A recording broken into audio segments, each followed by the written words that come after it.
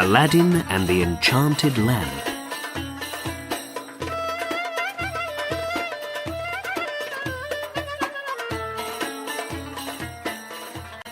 Chapter 1. Help from a Rich Man. Many years ago, in a city in Arabia, there was a boy called Aladin. He lived with his mother in a little house near the market, and they were very poor. Aladin's mother worked all day, and sometimes half the night, but Aladin never helped her. He was a lazy boy, and he did not like to work. He only wanted to play all the time. Every morning he ran through the streets to the market.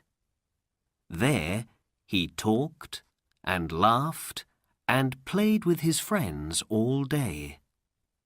Then, in the evening, he went home for his dinner. And every night his mother said to him, "Oh, Aladin, Aladin, you are a lazy boy, a good-for-nothing. When are you going to do some work, my son?" But Aladin never listened to his mother. One day, in the market, there was an old man in a long black coat. Aladin did not see him, but the old man watched Aladin very carefully.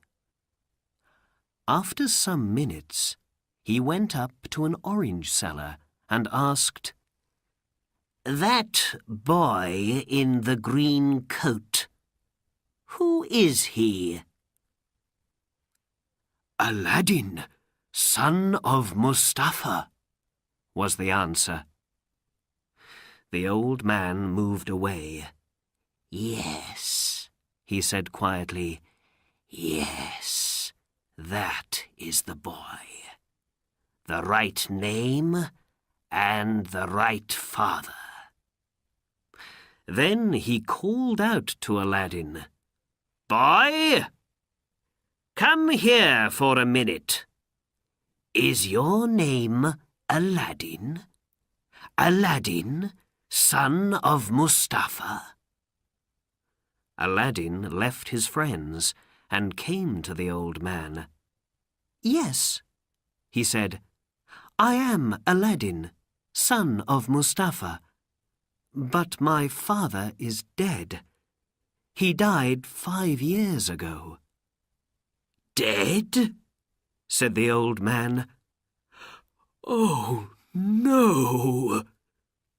He put his face in his hands and began to cry. "Why are you crying?" asked Aladin. "Did you know my father?"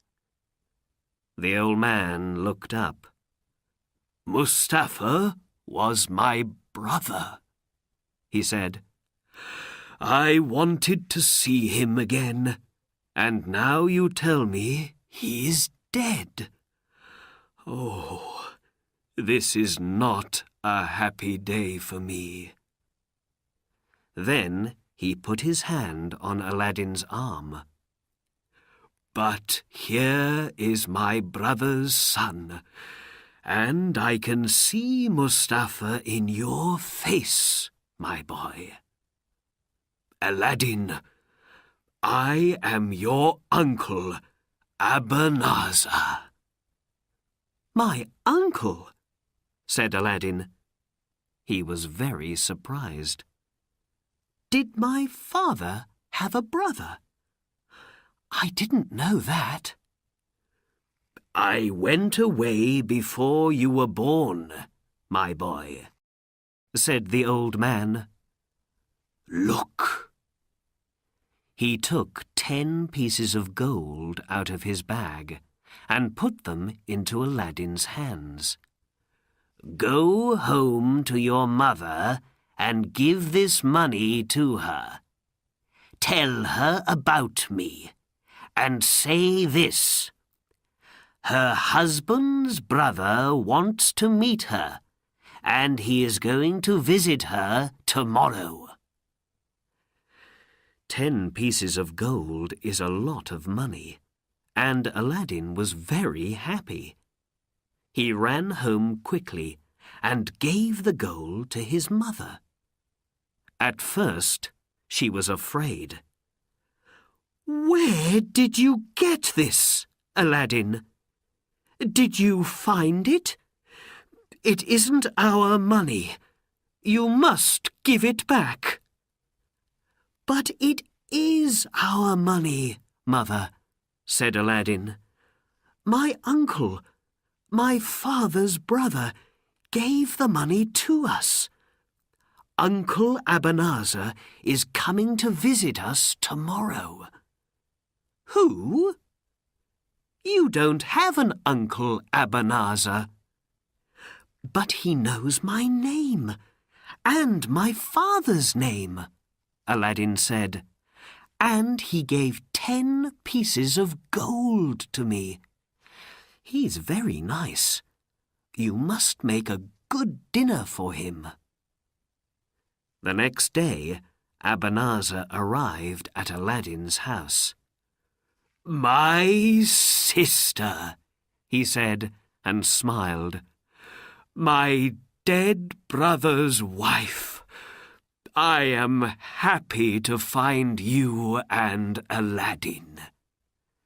"Sit down, Ebenezer.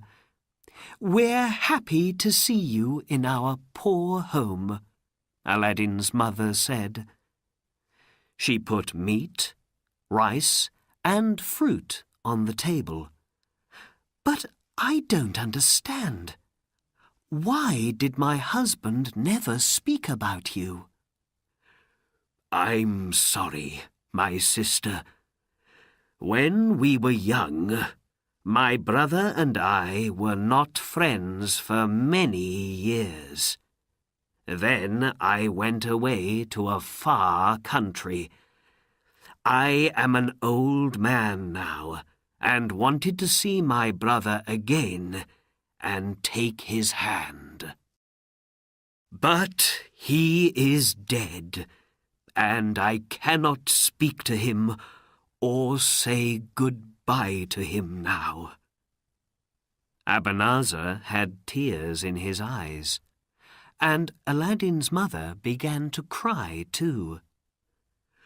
"But I am home again now," the old man said, "and I can help my brother's wife and his son, because I am a rich man." He looked at Aladdin. "Aladdin, my boy, what work do you do?" Aladdin did not answer, and his face was red.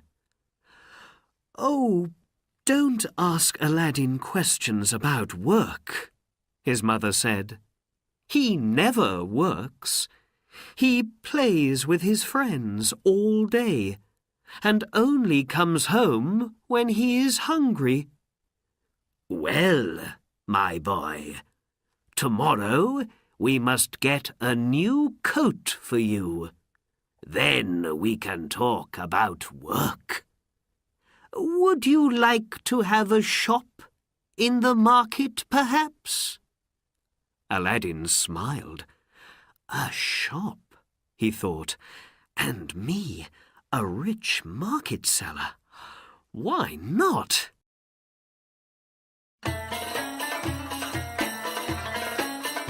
Chapter 2. A Walk to Nowhere. Early the next morning, Ebenezer arrived at Aladdin's house, and then he and Aladdin walked to the market. "First of all, we must look at coats," Ebenezer said. Soon Aladdin had an expensive new coat, and he felt very happy. Then Ebenezer and Aladdin walked through the market and looked at the shops. They drank coffee, talked to people, and had a very good dinner. It was a wonderful day for Aladin. On Friday, when the market was closed, Abanazar took Aladin to the beautiful gardens in the city. They walked under the trees and talked about a shop for Aladin. "You are very good to me, Uncle," Aladin said. Abanazar smiled. "But of course," he said, "you are my brother's son. Now, let us leave the city and go up into the hills. There is something wonderful there, and you must see it." They left the gardens, walked past the Sultan's palace, and out of the city up into the hills. They walked for a long time, and Aladin began to feel tired. "It's not far now," said Abanazar. "We're going to see a beautiful garden, more beautiful than the garden of the Sultan's palace." At last, Abanazar stopped. "Here we are," he said. Aladin looked, but he could see no gardens on the hills. "Where is this garden, Uncle?" he said. "First we must make a fire," said Abanazar. Aladin did not understand, but he made a fire for his uncle on the ground. Then Abanazar took some powder out of a small box and put it on the fire. He closed his eyes and said, "Abracadabra!" At once, the sky went dark. Black smoke came from the fire, and the ground under the fire began to open. Then the smoke went away, and in the ground there was now a big white stone with a ring in it. Aladin was very afraid. He began to run away, but Abanazar took his arm and hit him on the head. For a minute or two, Aladin could not speak or move. Then he cried, "Why did you do that, Uncle?" "You must be a man now, not a child," said Abanazar. "I am your father's brother, and you must obey me. Don't be afraid. In a short time, you're going to be a rich man. Now, listen carefully." He took Aladin's hand. "Only you can move this stone. Put your hand on the ring and say your name and your father's name." Very afraid, Aladin put his hand on the ring. It was not hot, but very cold. "I am Aladin, son of Mustafa," he said. The stone moved easily, and now Aladin could see stairs under the ground. "Go down those stairs," Abanazar said, "and then through 4 big rooms. In the last room, there is a door into a garden, and under one of the trees there is a lamp. You can take some fruit from the trees, but first you must find the lamp.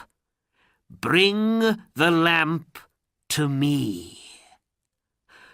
"Please come with me, Uncle," Aladin said. "No, only you can do this, my boy." Abanazar took a gold ring off his finger and gave it to Aladin. "This ring is magic and can protect you," he said. "Be careful and bring me the lamp quickly." Aladin put the ring on the little finger of his left hand and began to go down the stairs. It was dark, and he was afraid, but he was more afraid of Abanazar. And Aladin was right to be afraid, because Abanazar was not his uncle. He was a magician from Morocco, and he wanted this lamp very much. It was a magic lamp, and only a poor boy from the city could get it for him, a boy called Aladin. Aladin went down 100 stairs and into the first room. Down here it was not dark, and he went quickly through the rooms to the door into the garden. There were trees in the garden, with beautiful fruit of different colours, white, red, green, and yellow. He soon found the lamp under one of the trees. "Why does my uncle want this dirty old lamp?" he thought. He put it in his pocket. Then he began to take fruit from the trees and to put it in every pocket of his coat. After that, he went back to the stairs and began to go up. Soon he could see Abanazar and the blue sky. "Give the lamp to me," Abanazar said, and put out his hand. "Quickly, boy, the lamp!" Aladin could not get the lamp out of his pocket because it was under the fruit. He looked at Abanazar's angry face and was afraid. "First, help me out. Then you can have the lamp," he said. "Please, Uncle." "First, the lamp," cried Abanazar. "Give me the lamp!" "No," Aladin said. "You good-for-nothing! You dog! You and the lamp can stay down there!" Angrily, Abanazar ran to the fire and put more powder on it. "Abracadabra!" he called. The big white stone moved again, and now Aladin could not see the sky. He was in the dark, under the ground, and could not get out.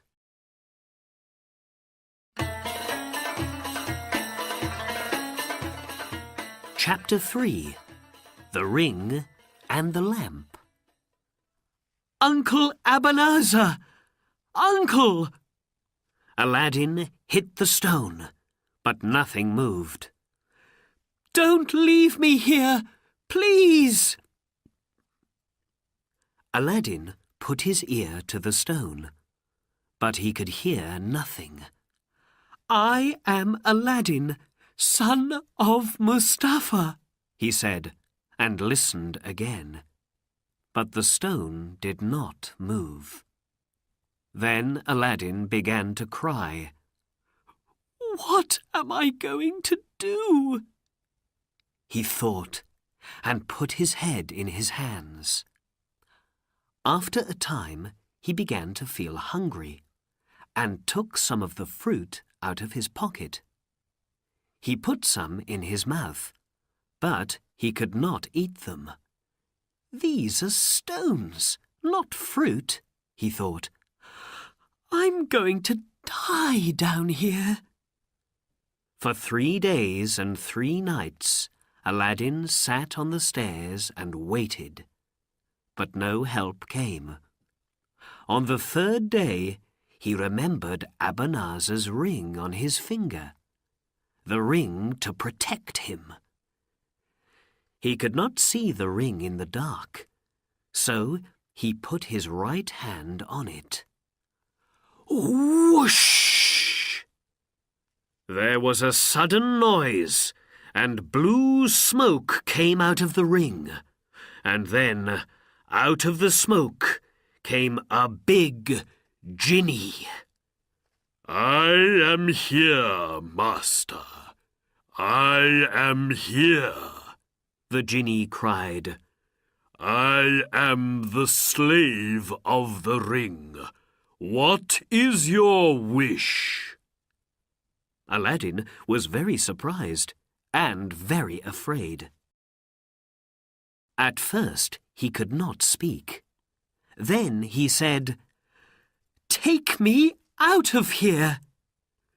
To hear is to obey, the Jinni said, and a second later, Aladin was back on the hills under the blue sky. There was nobody there, and the fire was cold and black. Happily, Aladin began to walk home. When he got there, his mother was very happy to see him. "Oh, Aladin," she cried, "what happened to you? And where is your uncle?" "Abanazar is not my uncle, Mother. He is a magician and a bad man. He nearly killed me." Then Aladin told his mother all about the fire, the magic stone, and the garden under the ground. "Oh, I am very tired, Mother," he said. "I must sleep." Aladin closed his eyes and slept for many hours. The next morning he opened his eyes and said, "Mother, I'm hungry." "My son, I'm sorry," she said. "We have no rice or meat in the house. We have nothing. I must sell your new coat and get some rice with the money." Then Aladin remembered the lamp from the garden. "Wait a minute, Mother," he said. "Take this lamp and sell that first." "That dirty old thing," Aladin's mother said. "I must clean it first." She began to rub it, and whoosh! Noise, fire, and red smoke came from the lamp, and out of the smoke came a very big Jinni. "I am the slave of the lamp," cried the Jinni. "What is your wish, mistress?"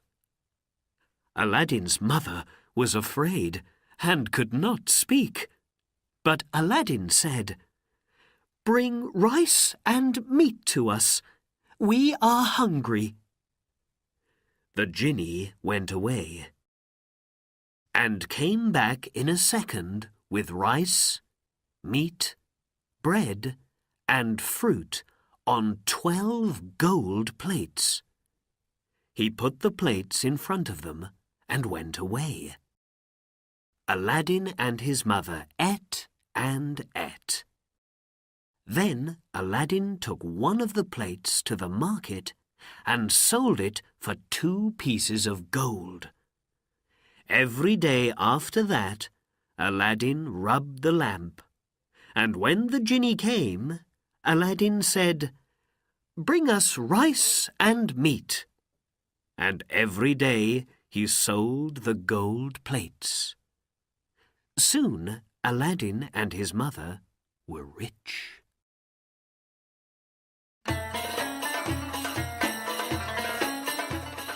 Chapter 4. Aladdin's Love. 5 years later, Aladdin had a shop in the market, and 3 market sellers worked for him. The sellers liked Aladdin because he was good to them. The market children liked Aladdin too, because he gave them money when he walked past. Everybody liked Aladdin. Aladdin's mother never called her son a good-for-nothing now. They had a nice house near the gardens, and she had many beautiful things. But only Aladdin and his mother knew about the magic lamp and the genie. One day, Aladdin heard a noise in the street and stopped to listen. "The Sultan's daughter is coming," he heard. "Princess Badur al-Budur is coming." 6 slaves carried the princess through the streets in a litter, and the people stopped to watch. "Princess! Princess Badur al-Budur!" they called. Aladdin watched when the litter came past him, and he saw the princess's face. She was beautiful, with big, dark eyes, the most beautiful woman in Arabia. The litter went past Aladdin, but for some minutes he did not move. Then he ran home. "Mother! Mother! I saw the Sultan's daughter, Princess Badur al-Budur, in the street." Aladdin's face was white. "I must have the princess for my wife." "But Aladdin," his mother began. "No buts, Mother. I love the princess, and I want to marry her. Go to the Sultan and ask for me." "Me? Go to the Sultan's palace? Oh, no, no, no," Aladdin's mother said. "Listen, my son. The daughters of a sultan do not marry poor boys from the city. But we are not poor now, Mother, and we can give the sultan something for his daughter. Wait." Aladdin went away and got the fruit from the magic garden under the ground. Now, of course, he knew it was not fruit, but white, red, green, and yellow jewels. "Take these jewels, Mother, on a gold plate," he said, "and give them to the Sultan." So the next day, Aladdin's mother carried a gold plate with many beautiful jewels on it to the Sultan's palace. She went into a long room, but when she saw the Sultan, his vizier, and all his slaves, she was very afraid. So she waited quietly in the room and spoke to nobody. In the evening, she went back home again with the jewels. Aladdin was very angry with her. "Mother, you must speak to the Sultan," he said. "I have no father to do this for me. You must help me. I must marry the princess. I love her." So the next day, and for many days after that, Aladdin's mother went to the palace, but she was always afraid to speak. In the end, the Sultan saw her and asked his vizier, "Who is that woman? Why does she come to the palace every day?" The vizier spoke to Aladdin's mother. "Do you want to speak to the Sultan? Yes? Come with me." The vizier took Aladdin's mother to the Sultan, and she put her head on the ground at his feet. "Get up, woman. Why do you come here every day?" the Sultan asked. "Speak, woman."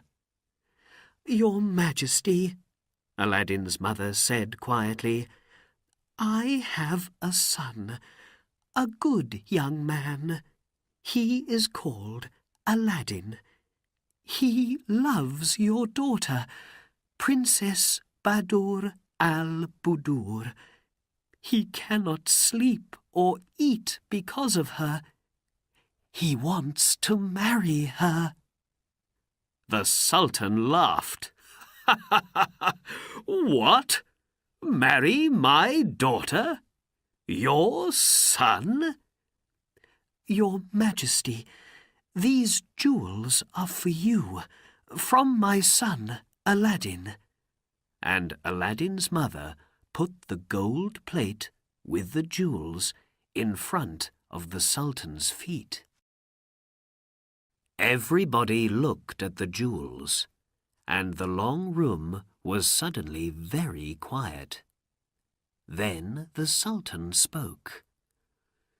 "These are very beautiful jewels," he said.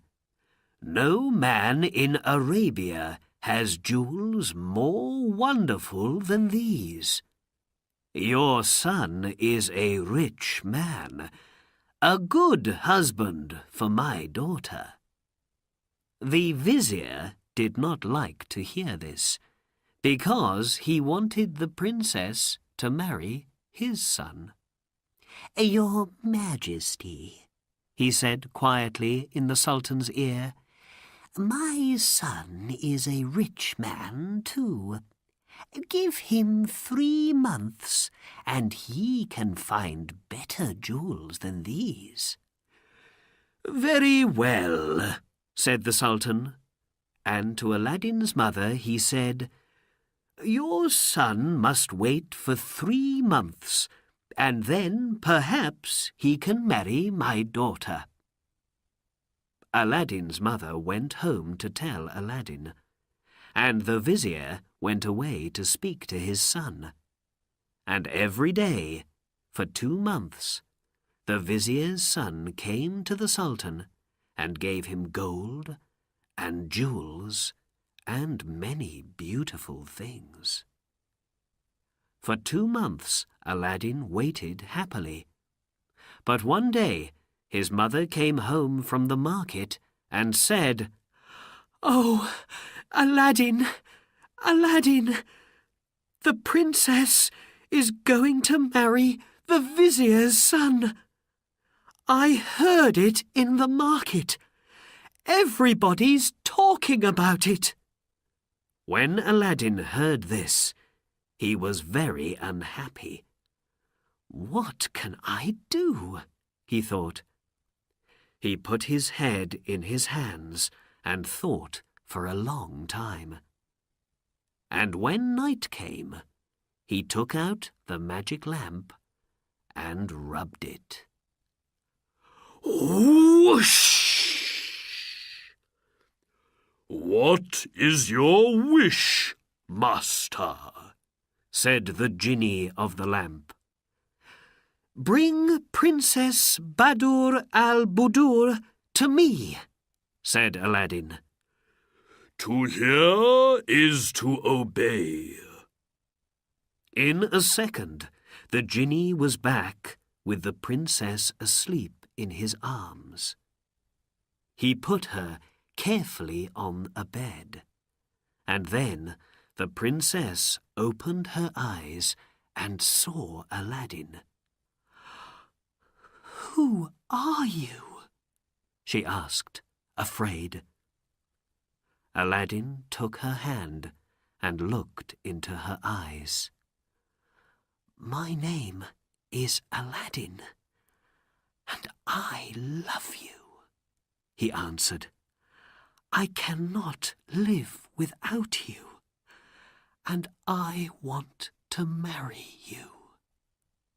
Badur al-Budur saw the love in his eyes and smiled. She closed her eyes again. Then the Jinni carried her back to the Sultan's palace. The next morning, she remembered Aladin's eyes. "There is no love in the eyes of the vizier's son," she thought. "He thinks only of gold and of jewels." So the princess went to her father. "I do not want to marry the vizier's son," she said. "I want Aladin for my husband." The Sultan was very surprised. "What can we do?" he said to his vizier. "My daughter wants to marry this man Aladin. He is a rich man, it is true, but who is he?" "Ask him," said the vizier quickly, "for more of those beautiful jewels on 40 gold plates and 40 slave girls with 40 slaves. Nobody is that rich." "Very good," smiled the Sultan, and said to his slaves, "Bring Aladin's mother to me." When Aladin's mother arrived, the Sultan said, "So, your son wants to marry my daughter. But first he must give me 40 gold plates with jewels, 40 slave girls with 40 slaves must carry the plates to me. Then my daughter can be his wife."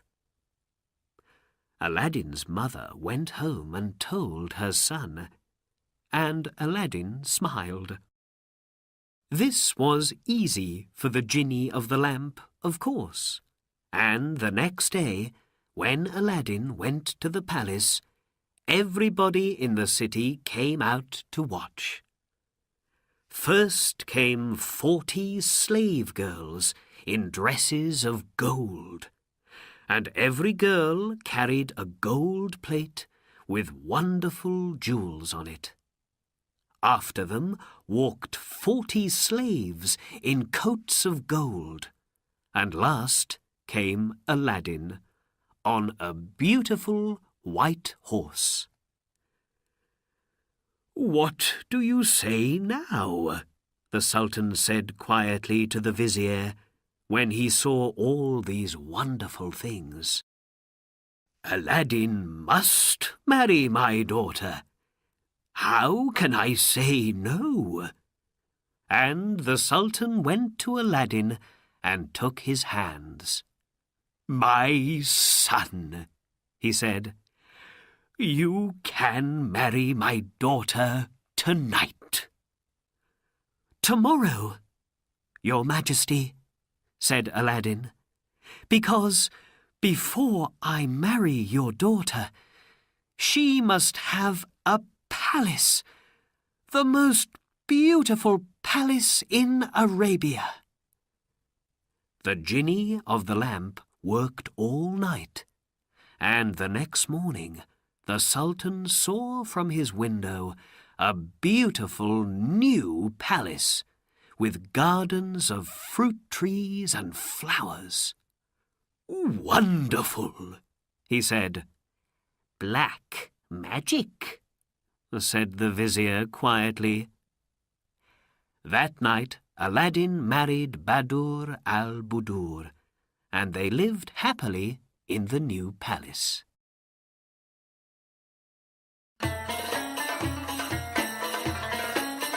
Chapter 5. New Lamps for Old. Where was Abanazar all this time? When he could not get the lamp from Aladdin, he went home to Morocco. He was very angry with Aladdin.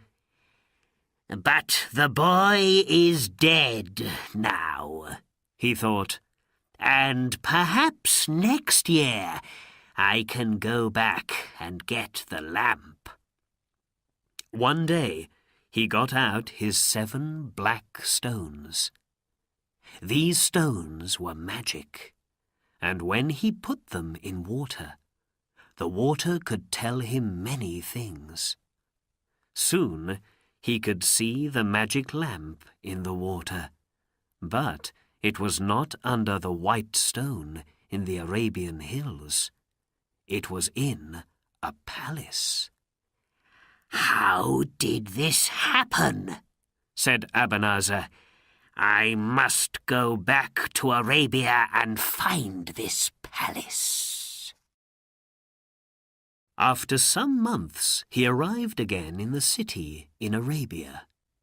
Soon he saw the new palace and asked a man in the street, "Who lives there?"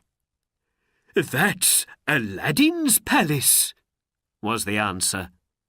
"Princess Badur al-Budur's husband, a good man and very rich." Abanazar said nothing and walked away. "That lazy, good-for-nothing boy," he thought angrily. "So he has the magic lamp, and he knows about the genie. How can I get the lamp back?" For the next week, Abanazar watched Aladdin's palace. One day, Aladdin and his friends left the palace to go hunting in the hills. "Good," Abanazar thought. "Now I can get the lamp." After Aladdin left, Princess Badur al-Budur went into the palace gardens. She sat under a tree and looked at the flowers. Then she heard a noise in the street and called her slave girl Fawzia. "What's the matter? Who's making that noise?" she asked. "Fawzia, go and look in the street." When Fawzia came back, she had a smile on her face. "Mistress," she said, "the children in the street are laughing at an old man. He's selling lamps, but not for money. 'New lamps for old,' he cries. 'Give me an old lamp and you can have a new lamp.' So everybody's getting new lamps." Badur al-Budur laughed. "Do we have an old lamp for him?" "Yes, my husband's old lamp. Go and get it." The princess knew nothing about the lamp or its magic. Fawzia went into the palace and came back with Aladdin's lamp. "Here it is, mistress," she said. "Go and give it to the old man," the princess laughed. "Aladdin can have a nice new lamp." Fawzia went out into the street with the lamp. "New lamps for old?" the old man called, and the children behind him laughed and called, "New lamps for old!" The old man, it was Abanazar, of course, saw the lamp in Fawzia's hands and knew it at once, because of the picture in the water of his magic stones. He took the old lamp, gave a new lamp to Fawzia, and then quickly walked away. He walked out of the city into the hills. Then he took out the lamp and rubbed it. Whoosh! At once the genie of the lamp came to him. "I am here, master," he said. "What is your wish?" "Carry Aladdin's palace, the princess, and me back to Morocco at once," Abanazar said. "The Sultan can kill Aladin for me." "To hear is to obey." In a second, Abanazar, the palace, the gardens, and the princess were in Morocco, and in front of the Sultan's palace there was now only a little red smoke.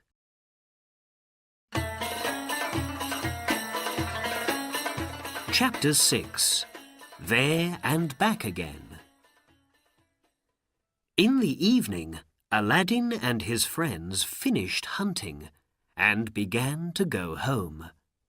Suddenly, a friend said, "Aladdin, look! The Sultan's men are coming, with swords in their hands. What do they want?" "I don't know," Aladdin answered. When the Sultan's men arrived, they said, "Aladdin, we must take you to the Sultan. He's very angry." "Why?" asked Aladdin, but the men could not tell him. In his palace, the Sultan took Aladdin to a window. "Where is your palace?" he cried angrily. "And where is my daughter? Answer me!" Aladdin looked out of the window. There was only the ground and the sky. No palace, no gardens, nothing. He closed his eyes, opened them and looked again, and he had no answer for the Sultan. "It's black magic. I always said that," the vizier said quietly in the Sultan's ear. "Your Majesty," Aladdin put his head at the Sultan's feet, "kill me now. I do not want to live without Badur al-Budur." There were tears in his eyes. "Find her in 40 days, or you die," the Sultan said. "I hear and obey, Your Majesty," Aladdin answered. But without his magic lamp, what could Aladdin do? He went out from the city and looked for his wife and his palace, but of course he did not find them. After 37 days, he sat by a river and cried, "Oh, Badur al-Budur, my love, where are you? Where can I look now?" He put his hands into the water of the river, and then he saw the magician's ring on his little finger. He began to rub it. Whoosh! Out of the blue smoke came the Jinni of the Ring. "What is your wish, Master?" he asked. "Find my wife and bring her back to me," answered Aladdin. "Please." "Master, I cannot do that. The Jinni of the lamp took the princess away, and only the Jinni of the lamp can bring her back. But I can take you to her." "Take me then, quickly." "To hear is to obey." It is many, many miles from Arabia to Morocco, but Aladdin was there in a second. And there was his palace, in front of him. He went into the gardens and looked up at the windows. "Badur al-Budur!" he cried. "Are you there?" In the palace, Badur al-Budur heard him. "Is that Aladdin?" she thought. "But he is far away in Arabia." She went to the window, opened it, and looked out. "Aladdin!" she cried. "Oh, my love!" For the first time in many days, Aladdin smiled. "Come up, quickly," the princess called. "The magician is not here now." Her slave girl ran down and opened a little door into the gardens. Aladdin ran up to the princess's rooms, and in a second she was in his arms. "Oh, my love," the princess said. "A bad man carried me here, a magician. His name is Abanazar, and I am going to kill him," said Aladdin. "Tell me, does he have my old lamp?" "Yes," Badur al-Budur said. "He always carries it with him. I know about its magic now, because he told me. Oh, why did I give it away?" "Listen, my love," said Aladdin. "I'm going to give you some sleeping powder. When he comes here again, you must give him a drink and put the powder in it. When he is asleep, I can kill him. Don't be afraid. I'm going to take you home very soon. Now for some good magic." He began to rub his ring. Whoosh! "What is your wish, Master?" said the Jinni of the Ring. "Bring me some sleeping powder," said Aladdin. "To hear is to obey." In a second, the Jinni was back with some sleeping powder. Then Aladdin and the princess waited for Abanazar. In the evening, they heard him on the stairs. "Don't be afraid," Aladdin said quietly to his wife. "I am in the next room and can be with you in a second." He went quickly into the next room and stood behind the door. Abanazar opened the door of Badur al-Budur's room and came in. He smiled. "You are more beautiful every day, Badur al-Budur," he said. "Your husband, that good-for-nothing Aladdin, is dead now. You must marry me. You can have gold, jewels, palaces, anything. But you must be my wife." For the first time, the princess smiled at Abanazar. "Why not?" she said. "You are a rich man, and I am happy here. Yes. Let's drink to that." And she gave him a tall gold cup with the drink and the powder in it. "Let us drink from one cup, Abanazar," she said, and smiled at him. "You first, then me. In my country, new husbands and wives always do this." "To Badur al-Budur, the most beautiful woman in Morocco," Abanazar said happily, "and my wife." He looked into Badur al-Budur's eyes and began to drink. Very afraid, the princess watched him. But it was a good sleeping powder, and after 5 seconds, Abanazar's eyes closed, and he was asleep. The princess ran to the door of the next room. "Quick, Aladin!" she called.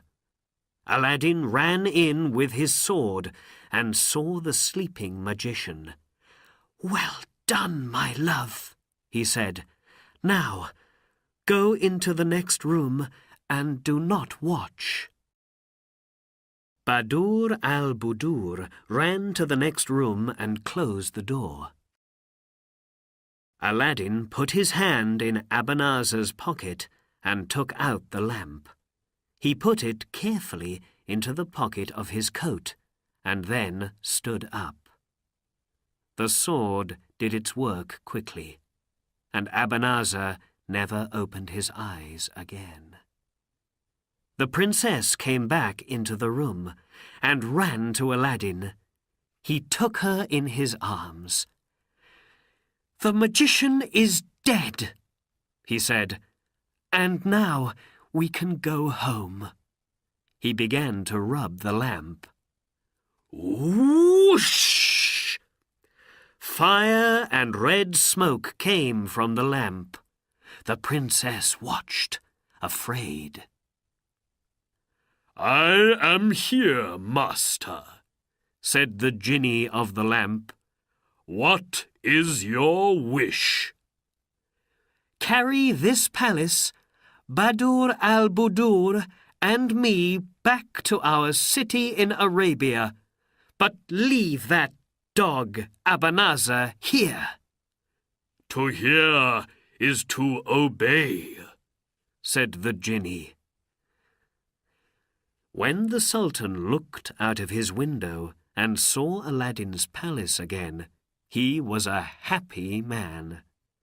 And when he took his daughter in his arms, he was the happiest man in Arabia. From that day, Aladin and Badur al-Budur lived happily in their palace. They lived for many years and had many children. But Aladin always carried the magic lamp with him day and night.